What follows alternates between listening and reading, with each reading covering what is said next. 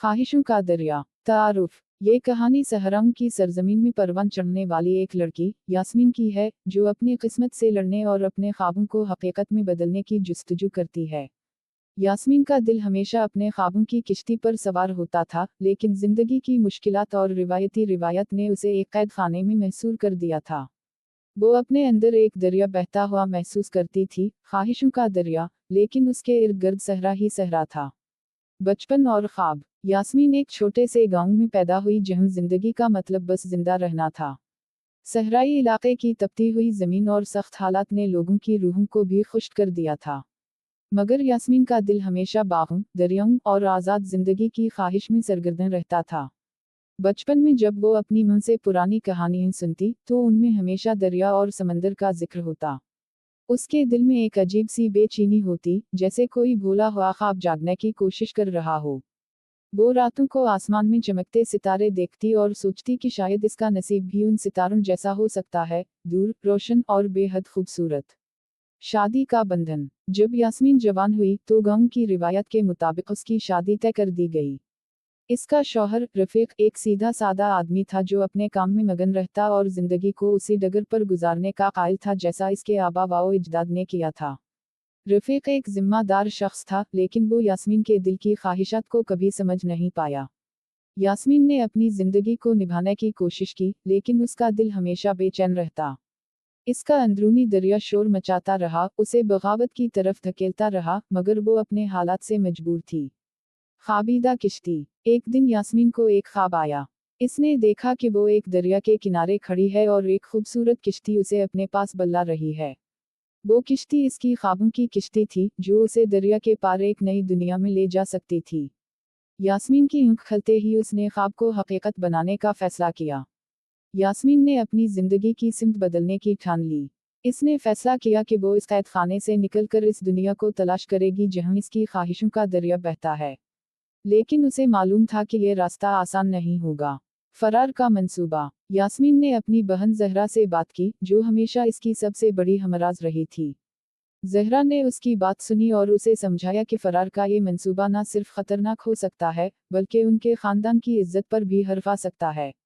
लेकिन यास्मीन के दिल में एक आग भड़क चुकी थी और वो जानती थी कि अगर उसने अभी कदम ना उठाया, तो वो हमेशा के लिए इस आग में जलती रहेगी।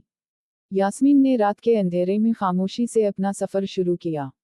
वो सहरा के रास्तों से गुजरकर एक बड़े शहर पहुंची, जहां उसे अपने ख्वाबों की दुनिया का पहला निशान मिला।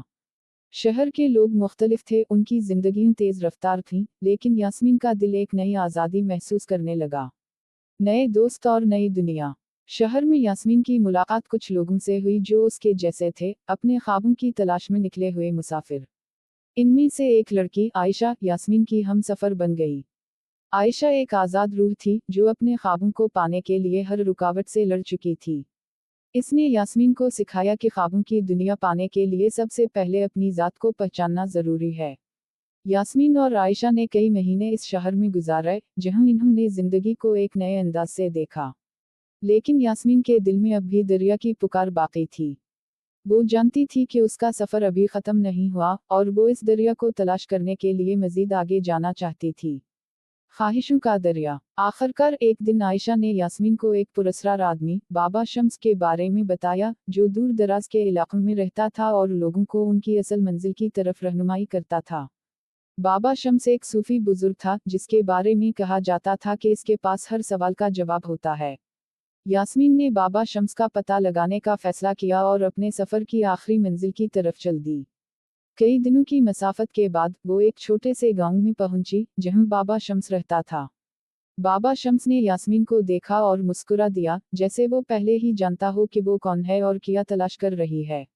बाबा शम्स ने यास्मीन को बताया कि दरिया कहीं बाहर नहीं, बल्कि इसके अंदर बहता है। इसने कहा, तुम्हारी ख्वाहिशों का दरिया तुम्हारे दिल में है, और जब तक तुम अपनी ज़ात को नहीं पहचानोगी, ये दरिया हमेशा तुमसे दूर रहेगा। अंदरूनी सुकून। यास्मीन को पहली बार एहसास हुआ कि उसका सफ़र हमेशा से इसके अंदर था। दरिया, जिसे वो तलाश कर रही थी, उसके अपने दिल में था, और इसका असल सफ़र अपनी ज़ात को समझना था। यास्मीन ने खुद को पाया और अपने दिल के दरिया को बहते देखा। वो अब वापस जाने के लिए तैयार थी, लेकिन अब वो एक मुख्तलिफ इंसान थी। اس نے سیکھ لیا تھا کہ خواب ہمیشہ اندر کی طرف دیکھنے سے شروع ہوتے ہیں اور ان کی تکمیل کے لیے اپنے آپ کو سمجھنا ضروری ہے۔ اختتام۔ یاسمین واپس اپنے گاؤں پہنچی، لیکن اس بار وہ وہی پرانی یاسمین نہیں تھی۔ اب اس کے دل میں سکون تھا اور وہ جانتی تھی کہ وہ جو چاہے کر سکتی ہے۔ اس نے اپنے خوابوں کی کشتی کو ہمیشہ اپنے دل میں محفوظ رکھا اور زندگی کو ایک نئی روشنی میں دیکھا۔